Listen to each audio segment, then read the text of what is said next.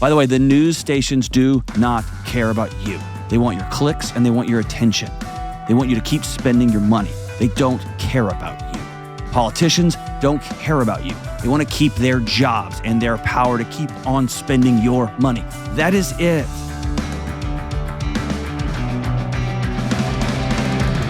Hey, what's up? This is John with the Dr. John Delony show about mental health and parenting and marriage and dating, whatever's going on in your world. Things have fallen apart. You show up here and I'll sit with you. I'll bring some nachos. I'll bring a drink and we'll figure out what to do next. Here's what this show is for. This show is for folks who want to see inside somebody else's life so that they can use what's going on in somebody else's story and apply it to their own life. This show is real callers, real people going through real junk in their lives. And my commitment, I don't always know the answer. Sometimes I'm on the phone calling experts all across the country for their insights and wisdom. But my promise is I'm going to sit down, I'm going to tell you the truth the best I know it. And if I don't know, I'm going to say I don't know. But we've got to do life a different way. We just have to. I mean, I was more convicted this weekend. We had a group of people over to our house for Easter celebration, and it was just a group of incredible misfits. It was so great. All these different families from all these different places, from all over wherever, who landed at our house out in the woods. And it just reminded me, there's another way. There's another way. And so that's what this show is for, is giving you some insights. And we have brave callers from all over the world calling into the show, asking about what's going on in their life. And they help paint a picture for how you can be a better mom, be a better dad, get new insights into your mental health challenges, figure out what to do next with your nutrition diet, whatever is going on. So if you want to be on the show, give me a buzz at 1-844-693-3291. It's 1-844-693-3291, or go to johndelony.com/ask, A-S-K. And please share these shows with everybody you know. Everybody's going through something. Be that person who just was always shooting a text with the link to it, or shooting an email with a link to it. Please hit the subscription or go to iTunes or YouTube, wherever you're consuming this thing, and hit the thumbs up button or the subscription, however it works on whatever internet platform you're using. Super, super grateful for you. All right, let's go out to Sean in Richmond, Virginia. What's up, Sean? Hey, Dr. John, how are you? Partying, man. What are you up to? Oh, man, just fanboying right now. I am fanboying too. What's up, man? I'm been using your Cards for Humans to better build my relationships with my kids. How's that working? Now, my 6-year-old. Oh, it's great. My 6-year-old is coming to me now asking what's the best part of my day and what's the most challenging part of my day. Wow. That's incredible, man. Good for you. Yeah. So my question is, how do I best integrate my kids into another family of kids? I live in one of these awesome states that make you stay separated for 12 months before finalizing divorce. God knows how much longer later after that. Did your attorney tell you why they do that? No. I need to ask a buddy of mine who's a legal scholar. I can't think of a dumber law. That's not true. We've got plenty of dumb laws, and I'm in Tennessee, so we're trying to just like, hold my beer. I can make an even dumber one. But like I just don't understand that at all. I just don't understand it at all. But okay, so 12 months. Okay, so yes, is your divorce not finalized yet? Not yet. Are you already dating?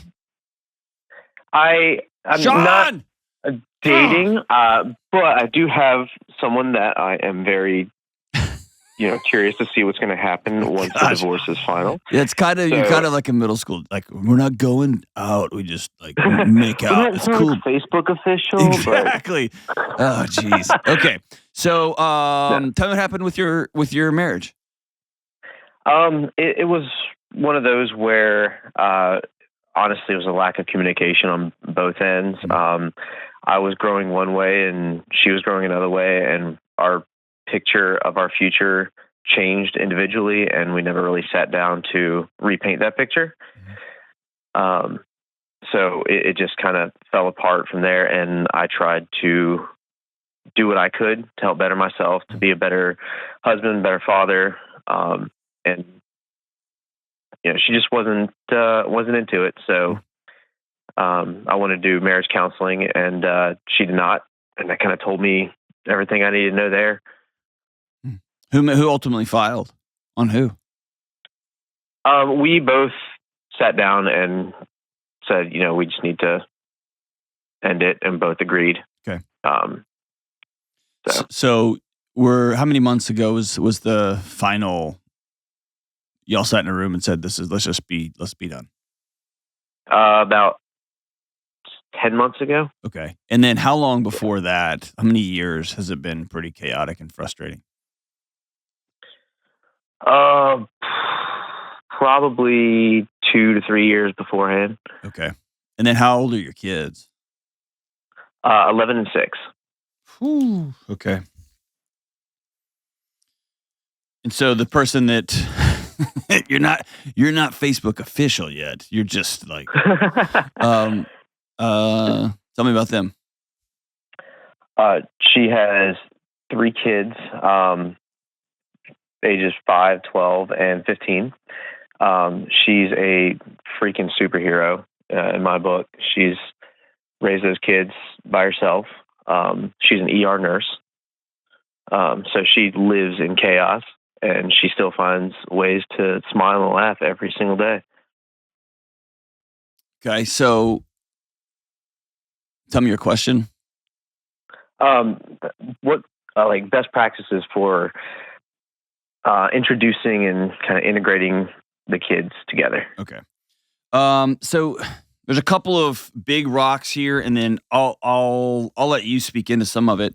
One of the big rocks is just to hold in your back pocket is don't ever introduce somebody to your kids that you don't see a long-term connected future with.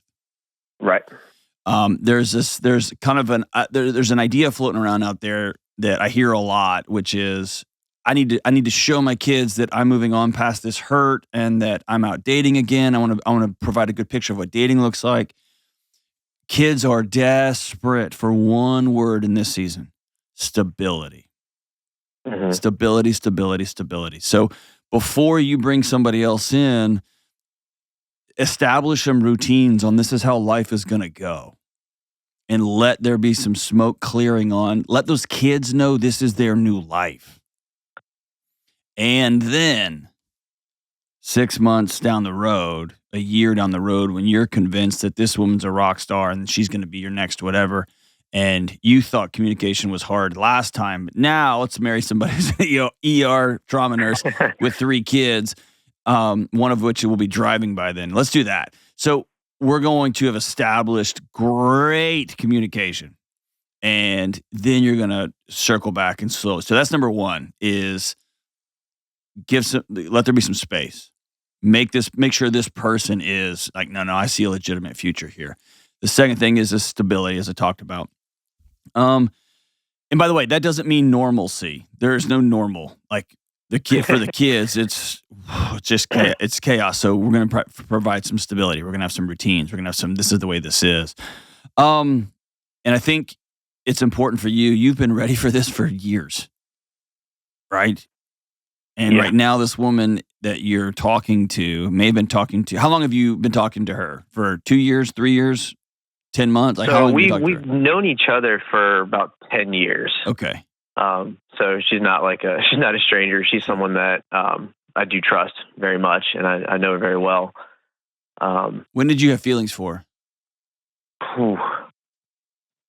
And be honest. Probably about 3 months ago. Okay. That was the first time you've been like, maybe. Yeah. After 10 years? Come on, Sean. Yeah, I mean, we've always been like good friends, had a really good connection from the beginning. And yeah, it's just kind of one of those things where it's like, yeah, this is what I've been missing. Okay. I can't emphasize this enough, that as good as it feels to finally have what feels like in your life, like a partner, someone on the same team, someone who laughs at the same things you laugh at, whatever, you have to wrap your head around the fact that this is still very much a fantasy. It's still very much because it's not this. So you've established 3 or 4 big rocks that aren't what you had.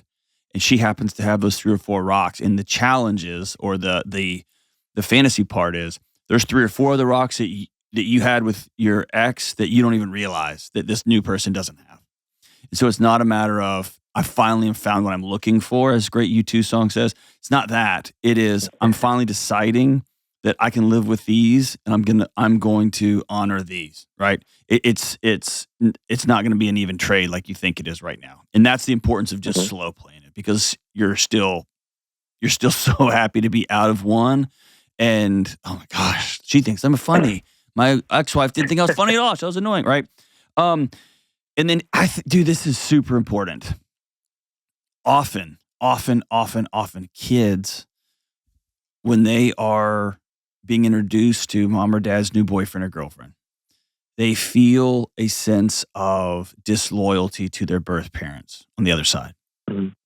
As though, if I accept dad's new girlfriend, I'm betraying mom.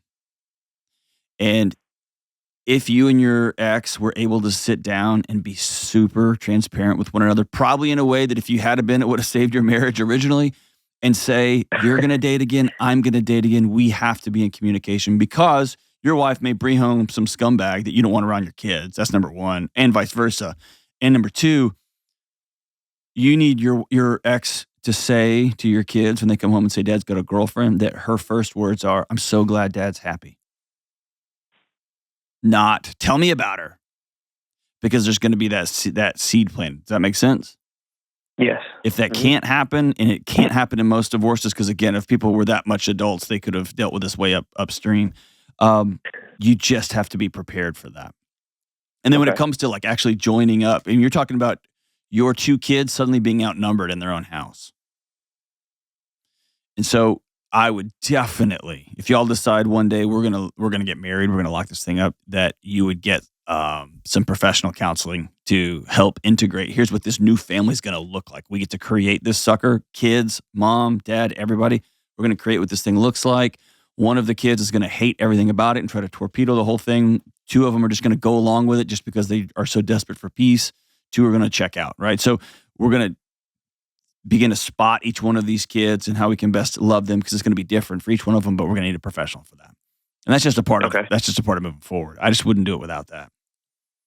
Oh, I totally agree. So I'm telling you these things. Tell me what you're thinking. Are you going, okay, cool, that's easy, dude? Or, oh, geez, like I need to think this through. No, I think it sounds like really great. Like, I didn't think about the professional counseling part, and I think it's going to be huge. And I know my oldest, he even told me he can't wait until I have a girlfriend so he can tease me for having a girlfriend, because I tease him for having a girlfriend. and do know this. Children in the situation like your kids are in, they will use very grown-up words. Mm-hmm. They will nuzzle up to one or both of you. It is a excruciatingly painful situation for kids. Yeah. And so even when 11-year-olds making jokes like that 11-year-old is desperately trying to make sure y'all's relationship is okay. Mm-hmm. You see what I'm saying? Yeah, absolutely. And so any dysregulation from kids, I'm going to give them a really gracious pass for a while, mm-hmm. because their whole world has exploded, and they're going to the mirror every day saying, what did I do? What could I have done? What could I have done? What could I have done? There's something that kids experience called the reconciliation fantasy that is really hard, especially if you decide you're getting engaged or getting married. There's always this lingering sense in the back of their mind that one day mom and dad will get back together. And there's another grief that they experience after the initial breakup, when it becomes serious, when mom finally says, hey, I'm getting married. Then it becomes mm-hmm. this is forever, right? Kids don't have that they don't have that sense of time yet. So all I have to say is this: it's going to be really rocky. As smooth as you think it is right now, it's going to be rocky, and that's okay. It's just keeping space for it to be very complicated. And we did. I did end up buying those 2 books that you recommended a while ago about the 2 households and how mom and dad still love you guys, that kind of stuff. And I've read that to them several times, and both me and their mom are constantly telling them that this was an adult decision. This had nothing to do with you guys. We both love you guys very, very much. It's just honestly, excuse me, something that we felt was right, that is going to be better for them in the long run as well. I would give them an opportunity to say words out of their own mouth. Sometimes when we get around our kids, we'll say things like, hey, this is on us. We did this. And we explain stuff. Kids feel stuff. Adults talk. Kids feel. And so I would, whether that is once a week with your 5-year-old to get down, literally lay down on your stomach, on your belly.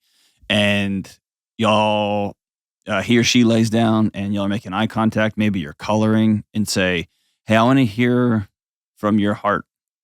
Tell me what you're sad about with us getting a divorce. Let them use their words. Ask that 11-year-old, like, what have you, it's been a few months. Tell me about what you're sad about. And let them just talk. And they may say, nothing. And you can say, I'm sad. It's not what I thought was going to be going in. I'm sad about it. Mm-hmm. And they need to know that sometimes I'm sad and sometimes I'm going to do something different. And that those two things aren't linked. But you see what I'm saying? But let's give them an opportunity to not just hear explanations from adults, but that their feelings are important too. And they get to speak out loud because they're going to tell you things that are going to stun you. And they have levels of insight that often my daughter, after the shooting here in Nashville recently, she's 7, and she explained some things to me that I was absolutely floored that she knew. And I do this for a living, right? I was stunned that she knew some of the things that she knew. So all I have to say is give them a space to talk about it. It's just going to be tough for them. Okay. Cool? Cool. All right. Whenever really you cool. decide y'all are going to get married and be all, ew, call in. Because I want to talk to both of you. I think that would make for a very fun phone call. That'd be fantastic. Thanks for calling, Sean. I'm really grateful for you. Everybody, we'll be right back. This show is sponsored by BetterHelp. Folks, take a minute to think about how much time you spend on yourself. It's easy to get caught up in what people need from you and want from you and never think about what you need. And then you end up too stretched out, burned out, all of the madness of our current world resting on your shoulders. Look, sometimes I put my head down to work and then realize I haven't had a meaningful conversation with my wife and kids all day. I get focused on what I'm doing and I'm running, and I don't know how to come back. And therapy is a great way to learn new skills that make you the best version of yourself. They help you set boundaries and still have energy left to help others without leaving yourself behind. So if you're thinking of starting therapy, give BetterHelp a try. It's totally online to fit into your schedule. You just fill out a brief questionnaire to get matched with a licensed therapist, and you can switch therapists at any time for no additional charge. So find more balance, find wellness with BetterHelp. Visit BetterHelp.com/Delony today to get 10% off your first month. That's BetterHelp, HELP.com/Delony. All right, we're back. Let's go out to Grace in Austin, Texas. What's up, Grace in the 512? How we doing? Hi, how are you? I'm good. Good to talk to you. It's great to talk to you. Things okay? Yeah, it's a beautiful day. Excellent. Yeah, it is stunning out here in Nashville today. I'm glad that y'all need a beautiful day. Just the weather's bananas. Hey, so what's up? How can I help? Okay, so my question is, how do I release or let go of this perhaps unreasonable bitterness that I have against my family, my parents specifically? And I know that's a super broad question, so I can explain it if you want. Can I just start guessing things? Just kidding. Yes, of course. Explain it. Explain it. Okay. So 10 years ago, I was at the Boston Marathon bombing. Oh my gosh, in 2013. Yeah, I guess it is. 10 years. Okay. Yeah, 10 years. It's crazy. Wow. What were you doing there? Oh, I was cheering on my mom. She was racing. Oh my gosh. Yeah. And I was at the finish line and thankfully didn't die. Yeah, for real. Hey, can we just park on that But sentence? That's an important sentence. okay, yeah, Have it you is. have you internalized that over the last 10 years?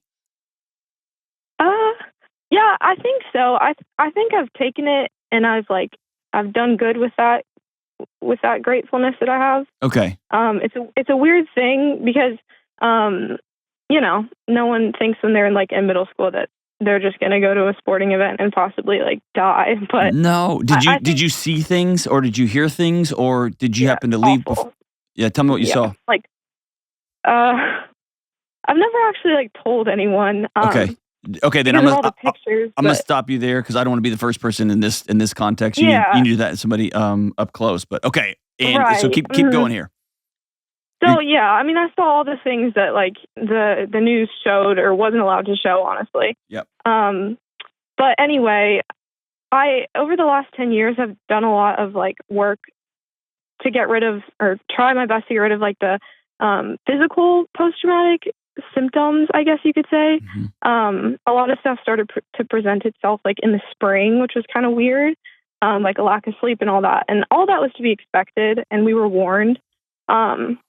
But I guess 10 years later, I'm realizing that there's a lot of bitterness I still have for the way that my family dealt with the situation afterwards. Tell me about it. I did get sent to a counselor because I was honest with my family about what I saw.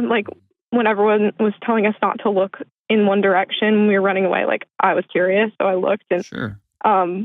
anyway, so I went to a counselor, but in my head, growing up, I had heard over and over that that was weak, or maybe I hadn't heard it, but I had internalized that. That you go to a counselor if you have a problem, and I didn't think that I had a problem. I just thought I would be able to move on. And so I didn't really talk to anyone about it. I just now I'm realizing that I shoved it down, and I just I guess am now dealing with it 10 years later. So it doesn't really go away, but What did your think mom and dad do that you're still so bitter? Your family. I think it's what they didn't do. Okay. Tell me about that.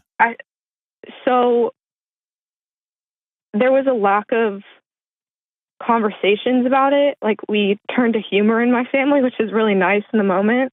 But I think long term it has done some damage, and it's created some coping mechanisms in me that I just blame on them, and I just need to take some personal responsibility for them because now I'm in my 20s and I want to Tell me what. change that. Give me 2 things you've done as coping mechanisms. I never talk about it. And then when I do, I only talk about it in trying to find a purpose in the bombing. I'm just so obsessed just finding the good in it, I guess. Tell me though, what are some coping behaviors? Oh, okay. Are you restrictive with what you I eat? developed, Are you yeah, I was just about to say that. Yeah, I developed a really horrible eating disorder. Okay. And then I also just turned to success as my fuel, I guess. Yeah. And sorry, I'm teetering on tears. I'm really trying to stay away from them. And I'm really, if you were with me, and you could feel safe, I would push you a little bit further. But since we're on the phone, you're sitting by yourself and you can hear me, but your body can't feel this room right now. Okay, so I am intentionally stopping 1 or 2 questions short. Okay, but I know that you can feel that I'm stopping too. Yeah, I can. Yeah, because Yes. Mm-hmm. So, and here I want you to hear me say this. And this is both a disarming thing and this is also a frustrating thing for you. The fact that I immediately picked, this isn't written down anywhere.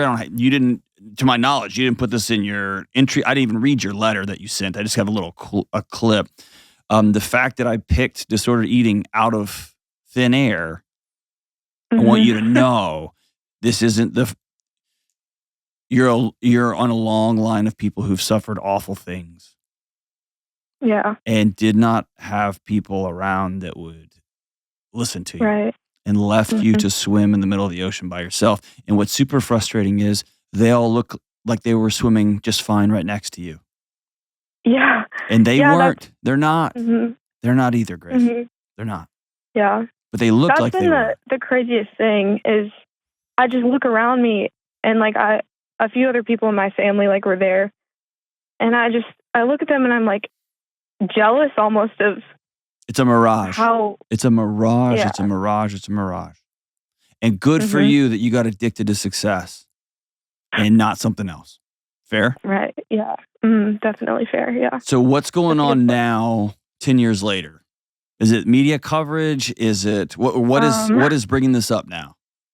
Well, my parents did a good job of covering, shielding us from the media. They didn't want us to get obsessed with it because they did hear that sometimes people do turn to it and just get obsessed with the story. I'm going to tell you they did the best they could with the info they had, and what they did was absolutely Exactly. backwards. Yeah. Completely backwards. Okay. Completely backwards. Okay. But we Interesting. could talk through that in a second. Yeah. Or I will, Now, go ahead.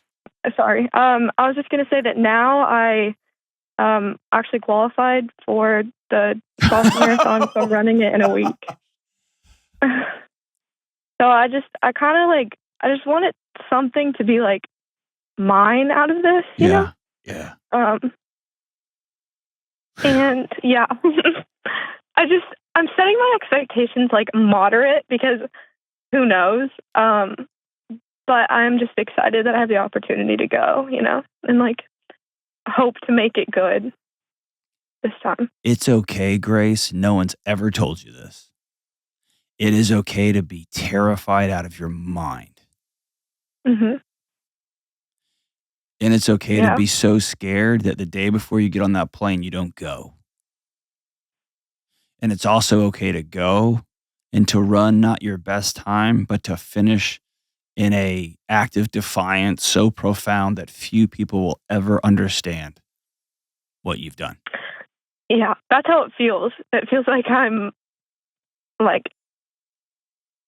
it feels like a victory already, I guess. Yep, But it is. I think the reason why I like really wanted to just like talk to someone about it is because not all aspects of the last 10 years feel victorious at all. You know, No. and I expected like 10 years later, like, why can't this just be like done, you know? Because here's the deal. You haven't dealt with it.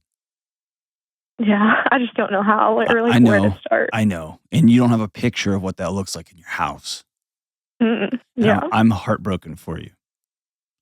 So can I use a recent tragedy in my neighborhood to talk through how I dealt with it with my little kids? Yes. So I'm in Nashville, so we just had that shooting where that person went inside and shot kids inside of a little Christian school, right? My 7-year-old and my 13-year-old. My 7-year-old, we laid down on our tummies, on our stomachs, on our trampoline outside. And I asked her to tell me what she knew and what she'd heard. And she wasn't at the school. She was down the road. But that was going to be the school. That was her feeder school from her pre-K. And so she had people. So I asked her to tell me everything she knew about whatever she knew. And then I asked her to tell me about her feelings. And she said she was scared, but she knew what to do. And then she explained a few things to me on active shooter training that I learned in a SWAT operation. And then I wept because I thought my 7-year-old should not freaking know this. But I didn't hide it from her. I let her see me. See what I'm saying? See how different it is? Yeah. Now, I didn't let her watch the news because she's 7. But there's a difference between trying to shield somebody and to age appropriately let them feel and see what grief looks like. And one step further, I've shown up to scenes and I have things in my mind that will be there for the rest of my life, just like you, right? Right. Yeah. The only difference is most of mine, not all, but most of them, I was an adult. You were a child. And so your body has stamped that. Yeah. And no adult came to rescue you. No. Yeah. I mean, they tried. Like, Hold on. Sorry. You have to stop defending them. You've been defending them your whole life. You have to stop. It's not your job. I understand that. I think my problem with it is putting myself in their shoes. Like, there's no textbook for that, you know? Like, No. Exactly. Here. Let me say this. We're not going to blame them as though there's some retribution or some like declaration of war. mhm.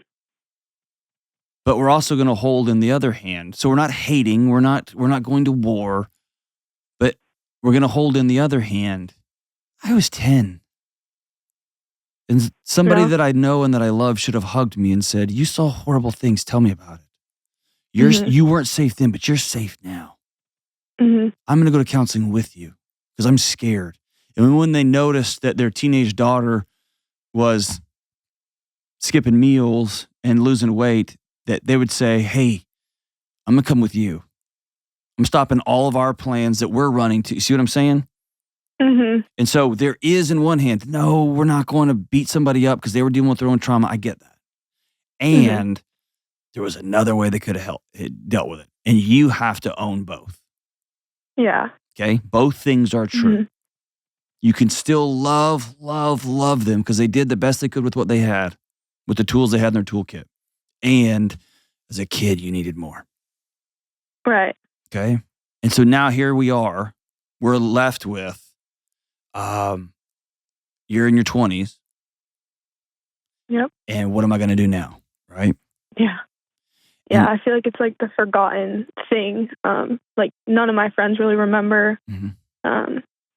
I just feel like it's very niche, and I have no one to like relate to about it. So- Not that I want a relatable problem. I guess No, problem you would need be someone nice, to talk but- to. So I'll tell you, the actual thing that happened is niche. Okay? Yeah. The actual thing. But trauma is not niche at all. Mhm. Right. It's not. And Mhm. so I'm going to give you a couple of standard lines that are important. Grief demands a witness. Mhm. You have to say the words out loud of what you experienced and what you went through. Not with me, but with somebody you care and trust. And if that's a new Mhm. counselor, then that's a new counselor. If that's your mom and dad, that's your mom and dad. If that's your sister, that's your sister. But you can no longer try to keep all of this bound and trapped in your body because you're trying to protect everybody around you. Because when you were 10, you've got this weird sense in your soul that you didn't protect somebody, that you did something Right. wrong, that you didn't do enough. Funny you say that, because I've actually had this guilt for a while that I ran away. I know. When the bomb I know. went off. Grace, you were 10. Okay. Yeah. If you ran up on a 10-year-old right now who was trying to help, what would you tell them to do? Like, find cover. Get find out of safety. here. Yeah. Yes. Yeah. Because you're 10. Right. Yeah, it's unreasonable. I know, but the body does what it does to keep us safe. Right. Right? Mhm. So, phew. Now there's some pretty clear research that says, and just been my personal experience too, that just sitting down and hauling off and just saying, here's everything from start to finish about my trauma can actually Mhm. re-traumatize your body in a weird way. So the first thing Yeah. you're going to do is you're going to get with somebody who's a trauma specialist, and it's called seeking safety. You're going to teach your body ways to slowly enter some of these thoughts and memories and not get overwhelmed by them. Okay. Okay. And it's the same as before you run the Boston Marathon, you got to run 2 miles. It's that. And it's actually it's a pretty standard series of, we're going to meet for 3 or 4 times and practice a couple of ways to slow our bodies down when it starts to gear up. And there's going to be a couple of sessions that are in hell. And there's going to be a couple of sessions in how do we make light of this new world? How do we go make meaning of all this? Right. But Okay. you're trying to make meaning. You're trying to here's what you've done in such a beautifully eloquent way. You have laid all the ingredients out for an incredible Texas catfish dinner. And you've got all the people at your house, and you've got all the lines and bait. You just haven't gone fishing yet. Okay, so you're trying to make meaning of something that you haven't fully processed yet. You're holding a 10-year-old accountable for her actions when the adults in the world around her left her trying to figure out what to do next because they were too busy trying to survive too. Mm-hmm. Okay? And now you're doing an incredibly brave thing by going back to ground zero and saying, I won't be conquered by this. This will be a monumental moment for you. If you don't go through with it, or if you do. But here's the thing: it's not Rocky IV. Like this isn't going to be it's not going to heal you. Everything's not going to be roses and butterflies after this. Yeah, but that's what I realized. Go ahead, do what? I was just going to say that's what I realized from like training for this, and like the reality is the fact that like what's going on inside my head hasn't changed. Like, I'm ready and I'm fit and I'm good to run this marathon. And I'm excited, but I was like, oh wait, I'm actually not feeling better. Wait, nothing's changed. In like I say this all the time when I'm talking to like business owners, and it sounds trite and cheesy. You get to see it in as close up as possible, which is achievement never heals you. Nope. Right, and you are about to do the ultimate achievement, the ultimate display of bravery and middle fingers to your trauma. Yeah. And it's still, you're going to cross that finish line. You're going to be so thankful. And then you are still going to look to your right and left. Yep. Right? Mm-hmm. You're still going to look to your right or left. Yep. Don't let that stop you, because this can be a unbelievably powerful platform from which to jump off of to go get well. Yeah. But at some point, you're going to find yourself sitting in a circle there in Austin with a couple of other survivors of things. And you're going to find out you'll have very different stories, but very similar lives. And you're going to have achieved and accomplished and sought control over. And for the first time, you're going to feel safe enough after a couple of sessions with a professional, maybe more than a couple, you're going to feel safe enough to finally open your hands and let go. Whew. And then in the safety of those people who've been there to hell and back, or just at different coasts, you're going to find solid ground for the first time since you were 10 or 11. You'll have bouts of anger with your parents. You're going to have bouts of great peace and forgiveness with your family. All the things. I'll be I'm just blown away by how proud I am of you. You are stronger than most of us will ever know. So go run your race. And if you get close to it and you just can't, awesome, you got this far. I will high five you all the way. But if you go through with it and you finish the race, finish it. Then you go home and you exhale. Whew. Then you look in the mirror and you can say, all right, Grace, now it's time. You're going to make that phone call. And you're going to sit down with somebody and say, I need to talk about some things I saw when I was 10. Because they still haunt me now. And I need some help teaching my body that I wasn't okay then, but I'm okay now. I wasn't safe then, but I'm safe now. And then we'll be about making meaning. So proud of you, Grace. Let me know, shoot me a note when you cross that finish line. Or if you decide to not run, whatever you decide to do, let me know. We'll be right back. Hey, good folks, John Delony here. I feel like I fell through a glitch in the Matrix. This is my job. I get to have this show, do this show, walk alongside each one of you as a career. This is what I do, and I have a blast doing it. And me and the team, we're so thankful for all of you for being a part of our show. Whether you're one of the original 17 or you're one of the millions that's come since then, we are so grateful for you, and we want to put together the best possible show that we can. So if you're one of the originals or if you're brand new, we want your feedback. Tell us what you love about the show, what you hate about the show, what you'd like to see more of, what you'd like to hear more of, and what you want us to never do again. You can email us at askjohn@ramseysolutions.com. That's askjohn@ramseysolutions.com with your feedback. Thank you for being such an important part of this show. Rock on. All right, we are back. It's time for Facts Are Your Friends. Let's do it.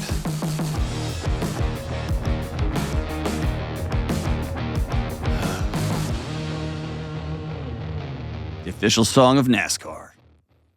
Is it? No.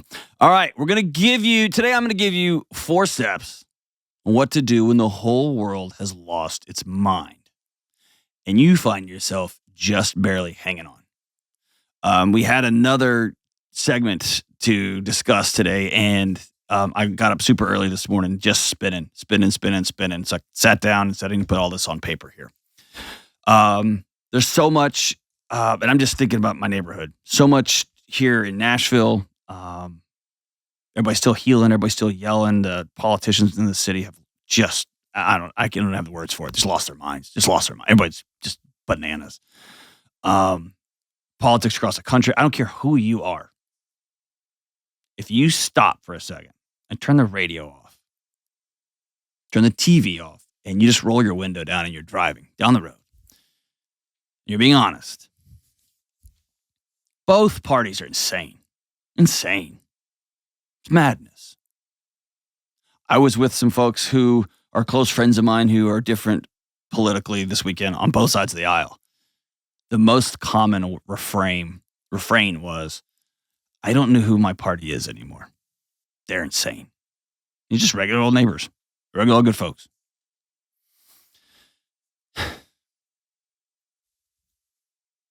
I see tons of cowardice and frightened and fear in my neighbors and in my friends and across the country. I'm going to be real honest with you. This is just me being vulnerable. I've seen cowardice when I look in the mirror. I've seen fear when I look in the mirror. I got 2 little kids, man. I brought them into this mess. And I'm not just talking about Nashville. I'm talking about politics across the country. I'm talking about all the chaos. And then you step back and you hear about like China's moves to replace the dollar and shifting global priorities, Ukraine war, it's on and on and on. And then at home, we've got kids and grades and inflation. It's too expensive to move, but I don't have enough money in my current job, all of it. And if we're honest, we're trying to do 2 things. One of 2 things, We're either going to double down on what we know and just try to do whatever we were already doing faster or with more force, more aggressively, right? Or more recklessly, which, by the way, that's insanity. It's madness to keep doing the same thing just faster and harder when you get stuck. Whenever you find yourself and your tires are in mud, just jamming on the gas just digs a huge hole that you for sure are going to get out of now. And that's what we're doing with our lives. We're just getting angrier and more frustrated and going and yelling and frazzled, or we're just checking out. We're done. I'm out. I'm going to have one more drink and one more drink. I'm going to watch one more Netflix episode. I'm going to get super excited about the next series. And I'm going to spend all my time talking about the next series because I've outsourced my lives. I'm done living them. So I'm just going to let Ted Lasso, I'm going to let him live life for me. I'm just going to let Office reruns that I've already watched 700 times, I'm going to let them have friendships and romance and joy and laughter and work hijinks because I'm done with my life. I've just cashed out. Think of it like being in an aquarium. You're in an aquarium and there's water pouring in and the water level is rising, okay? We have voices on the right telling us we need to suck it up and just learn how to swim. We have voices on the left just wanting to focus on the stories about who's dumping the water. And we have voices telling us from above that we need to build a better and new foundation at the bottom of this aquarium. And we have voices below us telling us this is the way it's always been and we're trapped and it's all coming down. And I want us just to look around. These narratives aren't working. Even if there's truth in each one of them, it's not helping people. It's not. And I want to propose something new. Let's just get out of the aquarium. Let's just get out. Just be done with it. Not worry about swimming or let's just get out. Because what you need right now is not another new diet, another scam, not another scroll in the news media. By the way, the news stations do not care about you. They want your clicks and they want your attention. They want you to keep spending your money. They don't care about you. Politicians don't care about you. They want to keep their jobs and their power to keep on spending your money. That is it. That's it. So what do we do? I'm going to give you 4 steps on what do you do when you feel out of control. Some of these are short-term, like you can do them right now. Some of these are going to be long-term. It might take you 1, 2, several years, okay? But there's clear research that when somebody finally gets the courage to call a counselor, they actually start feeling better. When somebody gets an actual plan in front of them and they say, this plan works, and there's a line of people who've done that plan and say, hey, this one works, that you actually stand taller, you feel better. Being on a path, having a direction is key, even if you're not all the way there, even if you're just starting, okay? And by the way, these things aren't great and they are not fun. In fact, initially, they are not awesome. They're going to feel terrible. Some of these are going to feel terrible. You're going to feel guilty. You're going to say things like, I can't, or I don't know how. Here's what's beautiful about them. I'm not giving you some hack. I'm not running up a gimmick. I'm just telling you the truth, like I always do on this show. Just telling you the truth. And by the way, this is a conversation I had with myself at 4 or 5 this morning because I got up just spinning this morning. When things are hopelessly out of control, it feels bleak or it feels dark. We are going to solve for freedom. Here's what that means. That is not American flag underoos and like an eagle going across the. That's not what I'm talking about. We are trapped, chained to things. We are stuck in the aquarium. So we're going to look at the 4 ways we are chained to the aquarium, and we're going to cut the chains. Okay? Number 1.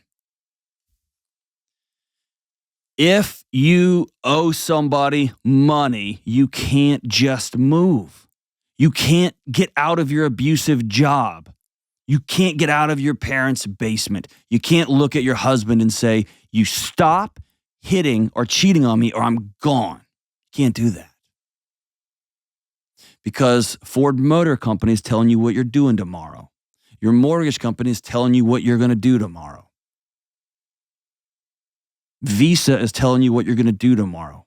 You are chained inside of that aquarium. You can't move. And yes, I'm biased. I work at Ramsey Solutions. We help people get out of debt. Doesn't matter. Doesn't mean it's not true. And I take a more psychological angle. Your body will not let you rest if somebody else can just snatch your house from you, or just snatch your transportation from you, or just snatch your food from you. It won't let you. So stop pretending like you got a great deal on a thing that you don't have to pay for 12 months or whatever. It's just a couch. Don't owe. Pay every debt off that you owe. Pay them all off. This is a massive chain around your neck. Pay it off, all of them. Get insane about it. Get radical about it. Your life depends on it. And by the way, while we're here, stop waiting for the government to pay off your debts for you. Quit it. Pay them off. You signed your name. I had to pay off 6 figures of them. Did I know what I was signing? No, but I did. I put my name on it as an 18-year-old and a 19-year-old and a 20-year-old and a 25-year-old. I did it. So I'm going to pay them off. I'm going to stop waiting on the government. Deal with it like an adult. Does it suck? Yes. Is it the worst? Yes. Do it. My wife and I had to sell our nice house and move into a tiny little apartment in a dorm with a kid. Pay them off. Whatever it takes. Pay them off. Number 2, time. We use our calendars as a proxy for self-worth. Monday night is sports practice. Tuesday is piano or guitar. Wednesday night is soccer. Thursday night is youth group or dance. Friday nights hang out with friends. Saturdays are all-day sporting events, and then hanging out with friends. Sunday is church or more games or both, plus schooling, plus commuting, plus all the yoga and the appointments at 1.5-hour workout programs or Netflix shows or baseball games. Stop. You've become a slave to your calendar. Quit. I was talking to somebody recently, not on air. They needed to go to inpatient treatment for some significant trauma. It was a really incredible, brave person I was talking with. Their first response was, but there's so many things I've got to do. Who's going to get them done? Calendar.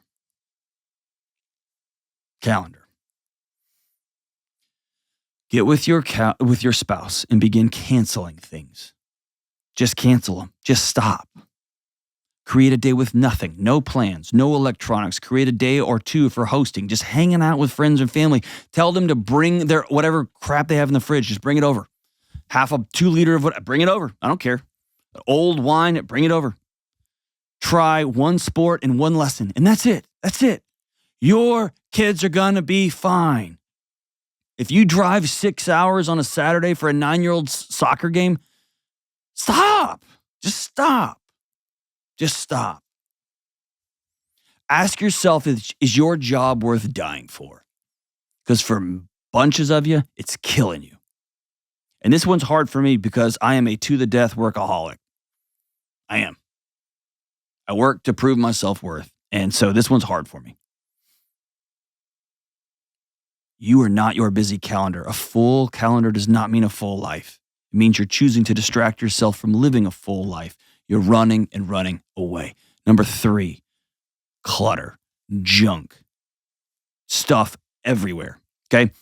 So real quick in 18 seconds, our bodies are designed to live in a world of scarcity.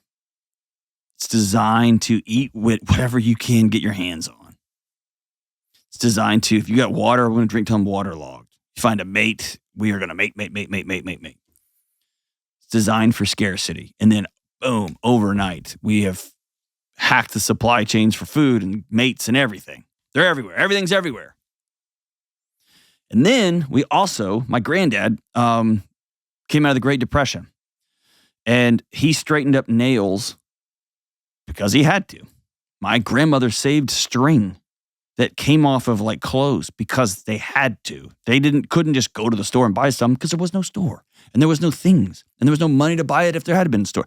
So we've got these bodies who are designed for scarcity, And then we have a picture 1 or 2 generations away of people who saved nails. And we have hit the pendulum so far that we try to insulate ourselves from the next big whatever with stuff. More clothes, more shoes, more bicycles, more weight equipment, more workout programs, more digital clutter, more passwords, more logins, more whatever. Our culture has no brakes on it when it comes to this one magic word, enough. We don't know how to do it. Just start getting rid of stuff. Go room by room. Make it a 5-month transformation. Make it a 30-day transformation. My friends Joshua Fields Milburn and Ryan Nicodemus and TK Coleman, the minimalist, they have a challenge. I think it's a 30-day challenge where just on day 1, give away 1 thing. On day 2, give away 2 things. Day 3, give away 3 things. By the time you get to the end of the month, 30 days or 31 days, you're giving away 30 things. And over the course of that month, it's added up to a ton of stuff you've given away. Clothes. Collections. One day these Beanie Babies are going to come back. They're not coming back. Stop. Pare down your life. Pare down your life, pare down your life, pare down your life. Our closets, our garages, our attics, our storage spaces, our bank accounts, our laptops. It's insanity. Get rid of the clutter. 4th, this is a whole book. Read Nidra Tawwab's book called Boundaries. Find Boundaries, Find Peace. My friend Henry Cloud's got a book out about boundaries. It's a masterpiece. It's awesome. Who is telling you what you have to do with your life? Your parents, your in-laws, your abusive spouse, your old professor? Ask yourself this terrifying question. What do I want with my life? And then ask yourself this other scary question. What do I want this month? And then ask yourself an even more terrifying question. And if you're married, do it with your spouse tomorrow. What do I want for today? And what is happening today that's going to get me to this life that I want? This is solving for freedom. With your money, with your time, with your clutter, with your boundaries. Solve for it. Solve for freedom. And here's a bonus one. Phone a friend. Get a friend to work through this with you. Whether you're married, whether you're 18, whether you're 72. Call a friend. the world's going to go bananas. And we've lived in a pocket of history when things have been relatively stable, especially for large swaths of the West. Those days may be over. Not in a bad, dramatic way. Just we've had some pretty stable times, some stable decades. I expect dissension. I expect chaos. I expect people to be self-serving. I can't do anything about them, but I can control me. I'm going to look at every angle of my life and solve for freedom, especially in those 4 areas. I'm going to get out of the aquarium as quickly as possible. And if this sends a sense of panicky in you, good. Leave work early and sit down with your husband or your wife and say, we're going to do this now. And on the way, you're going to find grit and strength and resilience that you did not know you had. And you're going to find out that you can do anything. And then you will be truly free. We'll be right back. Hey, Delony here. One of the things I love about my job is answering the tough questions people have when they call into the show. Your stories are incredible, and each person's situation is unique. And for years, people from all over the world have been asking if I do private counseling or private coaching sessions for them or for their spouse. And as much as I'd love to, I can't realistically do one-on-one coaching sessions with every single person. It's just not possible. But that's exactly why I wrote my new book, Own Your Past, Change Your Future.